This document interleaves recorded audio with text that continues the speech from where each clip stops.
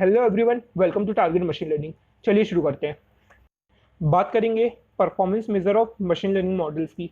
जो आपने model build किया मशीन लर्निंग का, तो वो कितना सेंसिबल है, मतलब उसकी परफॉर्मेंस क्या है, तो आपको ये मेजर करना है। ठीक है, तो इसका एक तरीका हमने पहले ही देखा था, जिसका जो कि है एक्यूरेसी। तो एक्यूरेसी से हम क्या करते रहे, परफॉर्मेंस मेजर करते रहे। अगर एक्यूरेसी हाई है तो हम बोलते थे कि हमारा मॉडल अच्छा है, और अगर एक्यूरेसी लो है तो हम बोलते थे कि हमारा मॉडल अच्छा नहीं है, हमको कुछ चेंजेस करने की जरूरत है। अब फर्दर फिर हम उसको चेक करते रहे। ठीक है, तो एक तरीका है एक्यूरेसी। तो हमने एक्यूरेसी की बात करी थी, पर आज की वीडियो में हम देखेंगे कि और क्या क्या अलग अलग तरीके हैं, क्योंकि एक्यूरेसी में भी कुछ कुछ प्रॉब्लम्स है, वो हम देखेंगे। ठीक है, पर उसके पहले तो एक्यूरेसी कैलकुलेट करने का जो तरीका है वो क्या है, number of correctly classified points divided by total number of points. ठीक है, तो जो करेक्टली क्लासिफाइड पॉइंट्स मशीन ने जो करेक्टली क्लासिफाई किए हैं पॉइंट्स, उनको कैलकुलेट करना है और डिवाइड करना है टोटल नंबर ऑफ पॉइंट्स से, तो आपकी एक्यूरेसी आ जाएगी। ठीक है, जनरली एक्यूरेसी रहती है 0 और 1 के बीच में। ठीक है, तो मैं ये सारी चीजें दोबारा नहीं बताने वाला हूँ एक्यूरेसी के बारे में, क्योंकि ये मैं बहुत ज्यादा डिटेल में पहले ही बता चुका हूँ। तो अगर आप लोग डिटेल में देखना चाहते हैं तो एक बार मेरी पुरानी वीडियोस देख लीजिए, जैसे कि ओवर फिटिंग और अंडर फिटिंग की, तो और बायस वेरिएंस की, तो इनमें मैंने डिटेल में बताया कि एक्यूरेसी में क्या होता है। ठीक है, तो आप लोग एक बार उन वीडियोस को देख लीजिए, आप लोगों को समझ में आ जाएगा। और एक्यूरेसी जनरली क्या होती है, 0 और 1 के बीच में रहती है। ठीक है, तो अगर एक्यूरेसी 1 है तो हम बोलेंगे हमारा मॉडल बेटर है। तो ये तो ठीक है, लेकिन अब इसमें प्रॉब्लम क्या है, इम्बैलेंस डेटा सेट की प्रॉब्लम है। अगर डेटा सेट हमारा इम्बैलेंस्ड है, ठीक है, सपोज मेरे पास जो टोटल नंबर ऑफ पॉइंट्स है एन है। ठीक है, एन जो है वो है 1000। ठीक है, जिनमें से जो मेरे पास पॉजिटिव पॉइंट्स है, मैंने एन प्लस से बोल रहा हूँ मैं उनको, तो वो मेरे पास है 900। ठीक है, और जो नेगेटिव पॉइंट्स है वो ऑब्वियसली वो 100 होंगे। ठीक है, तो ये मेरे पास इम्बैलेंस डेटा है। अब कोई भी मेरा नया क्वेरी पॉइंट आता है तो वो क्या होगा, वो डायरेक्टली इस क्लास में चला जाएगा, पॉजिटिव क्लास में। तो इसके हिसाब से जब हम एक्यूरेसी निकालेंगे तो एक्यूरेसी आपकी हमेशा हाई आएगी, एक्यूरेसी हमेशा हाई आएगी। ठीक है, जब भी आपका मॉडल डम रहेगा या इम्बैलेंस डेटा सेट रहेगा। और जरूरी नहीं कि एक्यूरेसी हाई हो, लेकिन हमेशा एक्यूरेसी हाई आएगी, लेकिन जरूरी नहीं है कि हाई हो। ठीक है, मतलब मॉडल इम्बैलेंस्ड है या मॉडल डम है, तो आपको चेक करना पड़ेगा कि दूसरे तरीके से चेक करना पड़ेगा। आपको एक्यूरेसी लेना नहीं पड़ा, आपको एक्यूरेसी नहीं लेना। आप लोग को ये याद रखना है कि कभी भी अगर आपका इम्बैलेंस डेटा सेट है या मॉडल डम्ब है, तो आप लोग को एक्यूरेसी के जरिए परफॉर्मेंस मेजर नहीं करनी है। ठीक है, तो अब तरीका क्या है जिससे हम मेजर कर सकते हैं, तो एक दूसरा तरीका है जिसका नाम है कंफ्यूजन मैट्रिक्स। तो अब कंफ्यूजन मैट्रिक्स में क्या होता है दिखते हैं। कंफ्यूजन मैट्रिक्स बेसिकली एक ऐसा ग्रिड रहता है। ठीक है, ये एक ऐसा ग्रिड रहता है, ये इस तरीके से। ठीक है, अभी हम बेसिकली कंफ्यूजन मैट्रिक्स देख रहे हैं बाइनरी क्लासिफिकेशन के लिए। इसके बारे में हम देखेंगे मल्टीपल क्लास क्लासिफिकेशन के लिए इसी वीडियो में। ठीक है, तो यहाँ पे क्या रहता है, यहाँ पे कुछ वैल्यूज हैं 0 और 1। ये हमारी क्या है, ये प्रिडिक्टेड वैल्यूज हैं। ठीक है, ये हमारी सॉरी, ये हमारी एक्चुअल वैल्यूज हैं, ये एक्चुअल हमारे पास डेटा में जो वैल्यूज हैं। ठीक है, और ये जो है हमारी यहाँ पे 0 और यहाँ पे 1, ये हमारी प्रिडिक्टेड वैल्यूज हैं जो मशीन ने प्रिडिक्ट करी है। ठीक है, तो ये हमारी एक्चुअल वैल्यूज है वर्टिकली, और हॉरिजॉन्टली हमारी प्रिडिक्टेड वैल्यूज है। ठीक है, तो ये समझ में आया। अब देखते हैं, तो यहाँ पे देख सकते हैं कि मेरे पास यहाँ पे कुछ नंबर्स लिखे, कुछ वैल्यूज लिखी हुई है A B C D। अब ये क्या है, हर एक के अंदर, यहाँ पे हर एक ग्रेड के अंदर कुछ ना कुछ वैल्यू लिखी रहती है। ठीक है, तो ये A क्या है, यहाँ पे A एक्चुअल में क्या है, जो एक्चुअल क्लास लेवल है, मतलब जो एक्चुअल क्लास लेवल है और जो मशीन ने प्रिडिक्ट किए हैं। मतलब देखिए, मैं यहाँ पे आप लोगों को बना के दिखाता हूँ।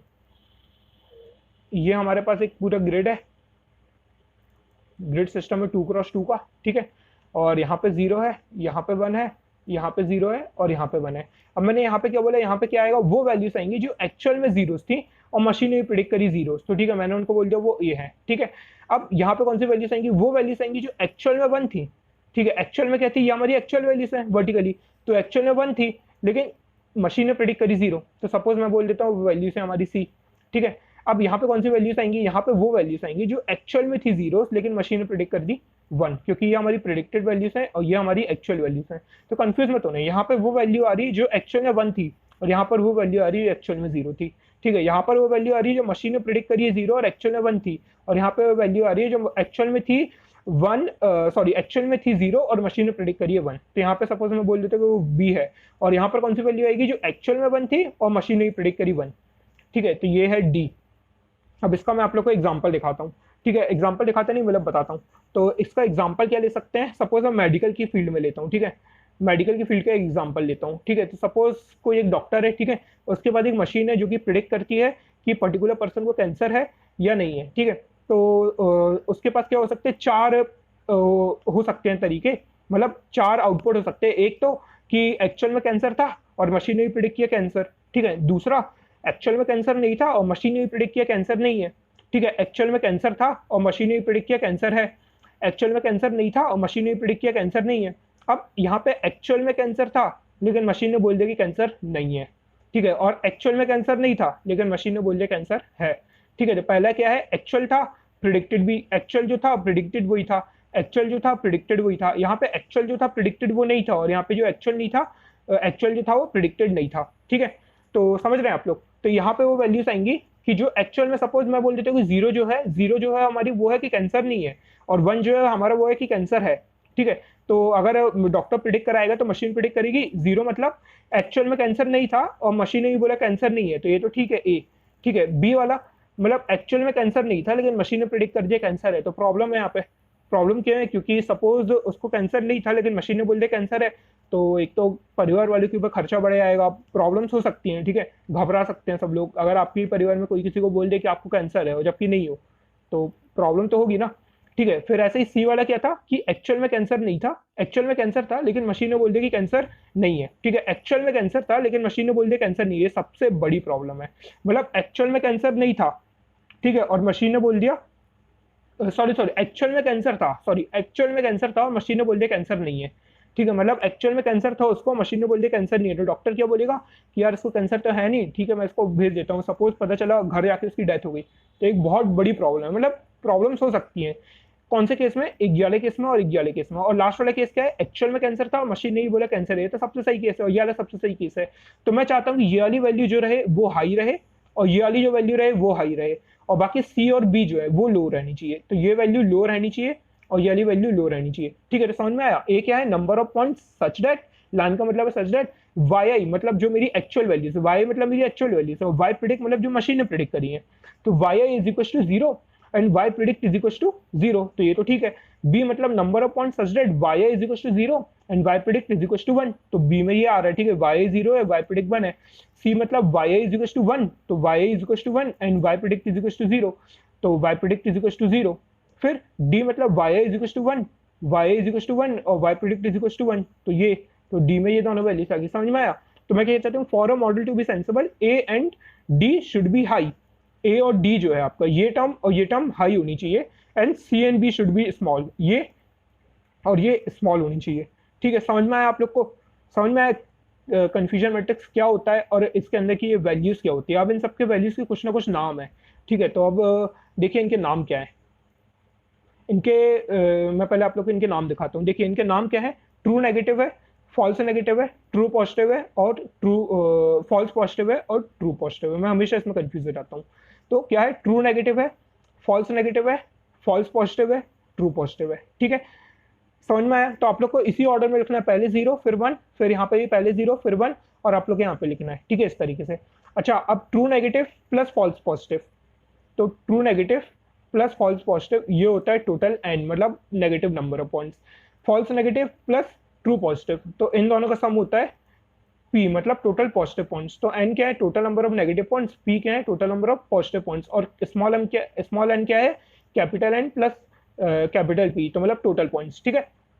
अब यहाँ पे ट्रू पॉजिटिव रेट होता है, तो ये तो समझ में आया, T N F N, T N मतलब ट्रू नेगेटिव, टी एन मतलब ट्रू नेगेटिव, एफ एन मतलब फॉल्स नेगेटिव, एफ पी मतलब फॉल्स पॉजिटिव, टीपी मतलब ट्रू पॉजिटिव। अच्छा, अब इन लोग को इनको याद कैसे रखें, तो ये एक बहुत बड़ी प्रॉब्लम है, बहुत सारे लोग को याद नहीं होता है। मैं आप लोग को एक तरीका बताता हूँ, जिनसे मैंने पढ़ा है उन्होंने मेरे को ये तरीका बताया और एक्सीलेंट तरीका याद रखने का, ठीक है। तो ये हमारे पास एक मैट्रिक्स है, हमारा कंफ्यूजन मैट्रिक्स है, अब मेरे को याद रखना। तो मैंने क्या बोला, अभी मैं क्या करूंगा, सिर्फ सबसे पहले ग्रिड बनाना है आप लोग को, और फिर यहाँ पे लिखना है जीरो और वन जो कि हमारी एक्चुअल वैल्यूज हैं, और फिर इसके बाद आपको क्या करना है, सपोज मैं प्रिडिक्ट कर रहा हूँ सबसे पहली वाली वैल्यू ट्रू नेगेटिव, ठीक है, तो मैं यहाँ पे लिखता हूँ ट्रू नेगेटिव, ठीक है। मतलब मैं एक वैल्यू इसको बस लिख रहा हूँ, इसके जरिए मैं सबको लिखूंगा। तो मैं क्या कर रहा हूँ, आप लोगों को समझाने के लिए बस लिख रहा हूँ। तो मैंने क्या किया, ये टी है और ये एन है, तो टी मैं यहाँ पे कैसे लिखूँ और एन यहाँ पे कैसे लिखूँ, तो सबसे पहले मैं एन को देखता हूँ, सबसे पहले मैं सारी की सारी बाद वाली वैल्यूज को देखूंगा, ठीक है। तो बाद वाली वैल्यूज को देखने के लिए मैं इनको नहीं देखूंगा, मैं क्या करूंगा, यहाँ पे देखूंगा एक्चुअल वैल्यूज क्या है। जीरो है तो यहाँ पे आएगा एन, यहाँ पर आएगा एन, यहाँ पर वन है तो यहाँ पर आएगा टी और यहाँ पर आएगा टी, ठीक है। फिर यहाँ पे अब शुरुआत वाली वैल्यू क्या है, ट्रू। अब यहाँ पे शुरू वाली वैल्यू कैसे देखें, तो यहाँ पे अब मैं क्या करूंगा, यहाँ पे दूसरी वैल्यूज भी लिख लूंगा, जैसे कि यहाँ पे हमारी प्रेडिक्टेड वैल्यू 0 और 1, ठीक है। अब मैं यहाँ पे देखूंगा एक्चुअल वैल्यू क्या थी 0, प्रेडिक्टेड वैल्यू क्या थी 0, तो क्योंकि दोनों इक्वल है तो मैं यहाँ पे लिख दूंगा ट्रू, क्योंकि दोनों ट्रू है। अब यहाँ पे मैंने बोला यहाँ पे कैसे लिखा है, तो मैंने बोला यहाँ पे एक्चुअल वैल्यू थी 0, प्रेडिक्टेड वैल्यू थी 1, तो यहाँ पे अलग अलग है, तो मैं यहाँ पे लिख दूंगा फॉल्स। क्यों, क्योंकि फॉल्स वैल्यू है ये, ठीक है। यहाँ पे एक्चुअल वैल्यू थी 1 और प्रेडिक्टेड वैल्यू थी 0, तो ये भी फॉल्स है। क्यों, क्योंकि ये फॉल्स वैल्यू है, क्योंकि एक्चुअल में कुछ और थी और प्रेडिक्ट कुछ और करी गई। फिर यहाँ पे एक्चुअल वैल्यू थी 1 और प्रेडिक्टेड वैल्यू भी 1 थी, तो यहाँ पे ट्रू आएगा।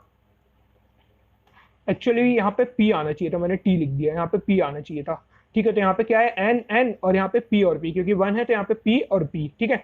यहाँ पे एन एन और यहाँ पे पी और पी, एन मतलब capital number of points, N मतलब इससे याद रखिए एन और ये पी, ठीक है। यहाँ पे कैपिटल एन, यहाँ पे कैपिटल एन, यहाँ पे कैपिटल पी, यहाँ पे कैपिटल पी, और शुरुआत वाली वैल्यूज इन दोनों एक्चुअल और प्रेडिक्टेड वैल्यूज को देख करके लिखना है, ठीक है। तो आसान है कंफ्यूजन मैट्रिक्स को याद रखना, ठीक है। समझ में आया होगा आप लोग को।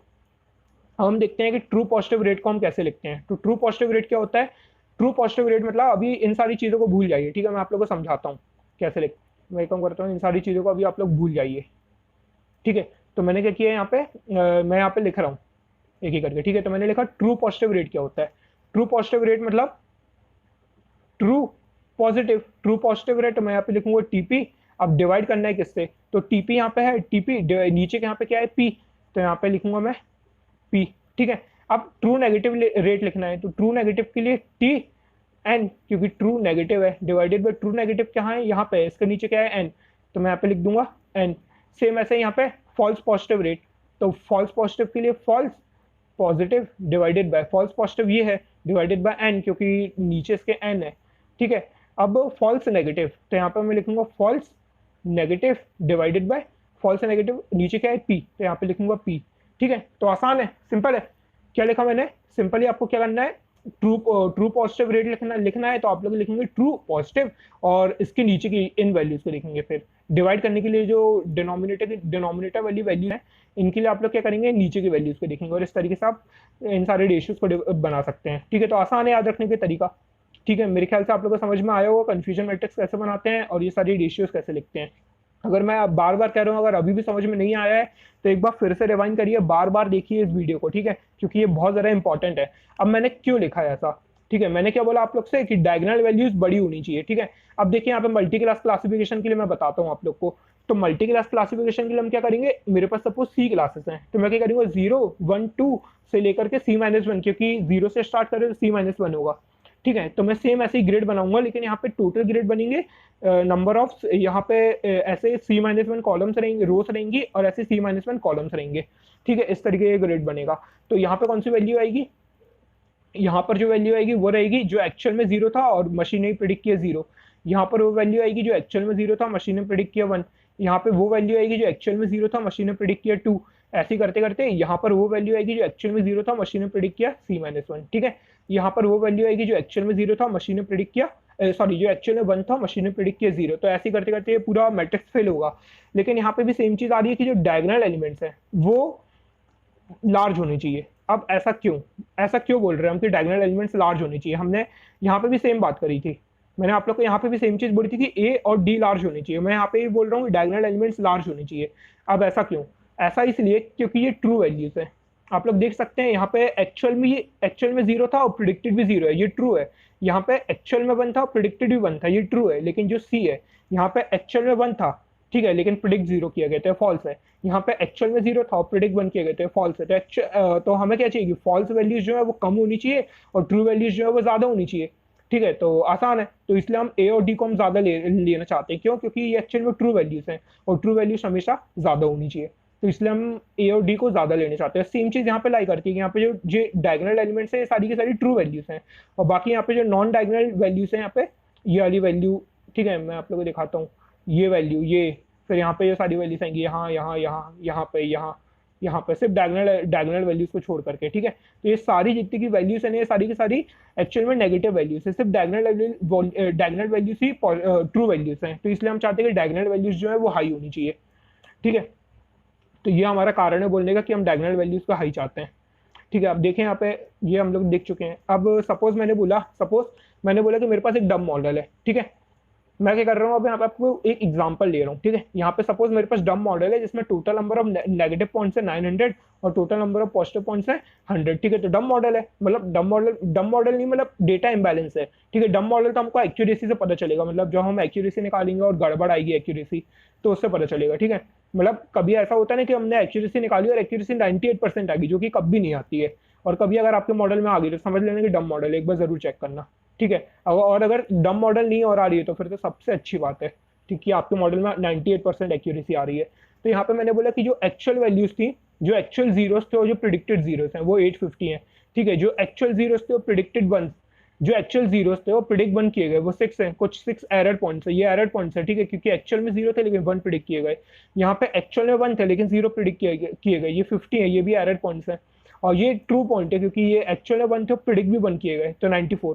तो मैंने क्या किया, ट्रू पॉजिटिव रेट निकालूंगा, ट्रू पॉजिटिव रेट निकालूंगा तो true positive divided bye positive, true positive यहाँ पे क्या है 94 है, डिवाइडेड बाय पॉजिटिव। मैं एक काम करता हूँ, यहाँ पे लिख लेता हूँ। तो मैंने यहाँ पे क्या लिखा, यहाँ पे आएगा ट्रू पॉजिटिव, यहाँ पे ये क्या, यहाँ पे क्या आएगा फॉल्स, यहाँ पे अच्छे से लिख देता हूँ फॉल्स पॉजिटिव। यहाँ पे ये क्या आएगा, यहाँ पे आएगा ये ट्रू नेगेटिव, ठीक है। और ये यहाँ पे क्या आएगा, ये आएगा फॉल्स नेगेटिव, ठीक है। तो मैंने क्या बोला कि जो ट्रू पॉजिटिव निकालना है, ट्रू पॉजिटिव यानी ये TP divided by P, TP कितना है 94 डिवाइडेड बाय 100। सेम ऐसे मैंने टीएनआर निकाला, ट्रू नेगेटिव रेट निकाला, वो आया 850 डिवाइडेड बाय 900। सेम एफपीआर निकाला, सेम एफएनआर निकाला, ठीक है। मैंने यहाँ पे क्या देखा, मैंने क्या देखा यहाँ पे ट्रू पॉजिटिव रेट जो है, ठीक है, ट्रू पॉजिटिव रेट आपका हाई होना चाहिए, ठीक है, क्योंकि ये ट्रू वैल्यूज है। और ट्रू नेगेटिव रेट जो है आपका ट्रू नेगेटिव, हाँ ट्रू नेगेटिव रेट जो है आपका वो हाई होना चाहिए, ठीक है। तो आपको क्या हाई होना चाहिए, ट्रू पॉजिटिव रेट आपका हाई होना चाहिए, मैं इसको बॉक्स बना रहा हूँ। और ट्रू नेगेटिव रेट आपका हाई होना चाहिए क्योंकि ये ट्रू वैल्यूज के रेशियो से आ रहा है। और जबकि ये जो है फॉल्स पॉजिटिव रेट और फॉल्स नेगेटिव रेट ये फॉल्स वैल्यूज से आ रहा है, तो ये हमेशा लो होने चाहिए। और आप लोग देख सकते हैं यहाँ पे कि ये 94% है और ये भी मैं कुछ कैलकुलेट करता हूँ तो ये भी कुछ अराउंड 94% ही कुछ आएगा, ठीक है, 94.33 कुछ आएगा, ठीक है।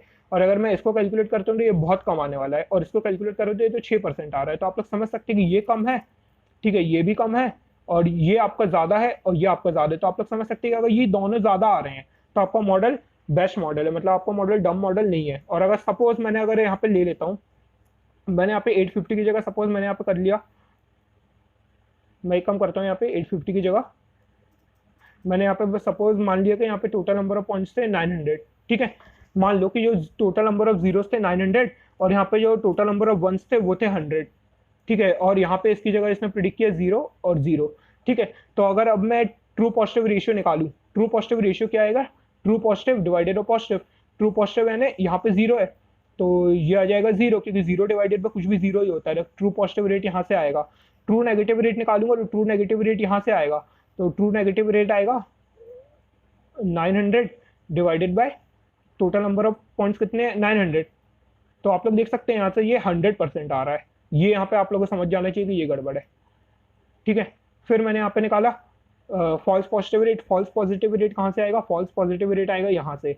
तो 50 एक्चुअल में 50 नहीं, यहाँ पे 0 है तो ये आएगा 0 डिवाइडेड बाय कुछ भी, तो एक्चुअल में ये 0% आ जाएगा। और false negative rate, false negative rate आएगा यहाँ से, ठीक है। तो यहाँ पे ये कितना आएगा 100 और टोटल नंबर ऑफ पॉइंट्स कितने हैं, यहाँ पे टोटल नंबर ऑफ पॉइंट्स भी 100 है, तो यहाँ से भी आप लोगों को समझ जाना चाहिए कि ये कितना आ रहा है 100%। तो ये वाली वैल्यू तो आपकी सबसे ज्यादा आ रही है, ये तो ठीक है 100% आ रही है, चलो ठीक है आ रही है, लेकिन ये भी वैल्यू ज्यादा आ रही है जबकि ये आपकी कम होनी चाहिए, लेकिन ये ज्यादा आ रही है। तो आप लोगों को समझ जाना है कि ये एक डम मॉडल है।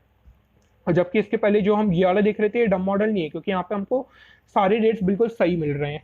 तो इस तरीके से आप समझ सकते हैं कौन सा डम मॉडल है, कौन सा डम मॉडल नहीं है। और कंफ्यूजन मैट्रिक्स के जरिए अगर आप कोई भी एक्यूरेसी निकालते हैं या परफॉर्मेंस मेजर करते हैं, इसके जरिए भी हम एक्यूरेसी निकालते हैं, वो हम देखेंगे, एक कोड देखेंगे जिसमें हम कंफ्यूजन मैट्रिक्स की मदद से एक्यूरेसी निकालेंगे, वो एक्यूरेसी बेस्ट आती है, ठीक है। तो ये रहता है पूरे कंफ्यूजन मैट्रिक्स का काम। इस तरीके से हम निकालते हैं कि एक्यूरेसी कैसे कंफ्यूजन मैट्रिक्स के जरिए हम निकालते हैं true positive rate, false positive rate वगैरह वगैरह, ठीक है। तो आप लोग को समझ में आया होगा, अगर नहीं आया तो एक बार फिर से देखिए वीडियो को, क्योंकि ये बहुत ज़्यादा इंपॉर्टेंट टॉपिक है, ठीक है, आगे बढ़ने के लिए। तो हमने देखा इस वीडियो में कि हम कंफ्यूजन मैट्रिक्स कैसे क्रिएट करते हैं, एक्यूरेसी में क्या प्रॉब्लम आती है जिसके जरिए हम कन्फ्यूजन मैट्रिक्स से उस प्रॉब्लम को सॉल्व कर सकते हैं। हम अलग अलग रेशियोज हमने निकाली, true positive ratio, false positive ratio, true negative ratio, false negative ratio, और हमने इनमें से 2 रेशियो देखी कि जो हाई होनी चाहिए, जो हमारे ट्रू रेशियोज हैं वो हाई होनी चाहिए। अगर वो हाई है तो आपकी एक्यूरेसी, आपकी मॉडल की परफॉर्मेंस है वो हमेशा हाई रहेगी। ठीक है, तो आई होप आप लोगों को समझ में आई होगी ये वाली वीडियो। तो आज की वीडियो में हम इतनी बात करेंगे, यहीं पे हम वीडियो को रैप अप करते हैं। और अगर आप लोग को ये वीडियोस पसंद आ रही हैं तो इस वीडियो को लाइक करिए, चैनल को सब्सक्राइब करिए, जितना हो सके दोस्तों के बीच शेयर करिए वीडियोस को। ठीक है, तो आज की वीडियो में इतना ही। Thank you.